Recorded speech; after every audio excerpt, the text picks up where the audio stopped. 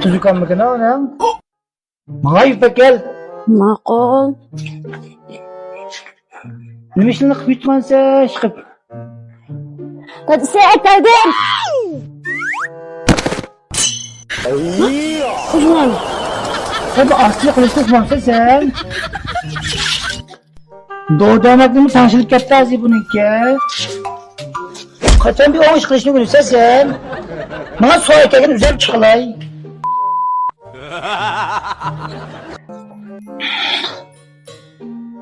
Hadi sen ben geldim. Uzman.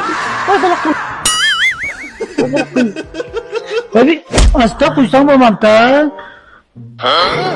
Men ish qilsam deyazitga sizga. Voy, mana bep o'tan ekan. Men pushay, yasam pushamsi ya. O'zingiz bir qiling ha. Mana biz bep o'tan ekan. O. Qozon nima?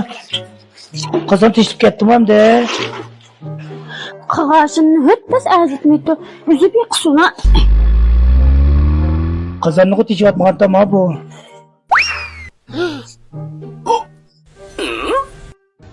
Hey, Fatih'in koçak. Hey, Fatih'in koçak. Fatih'in koçak.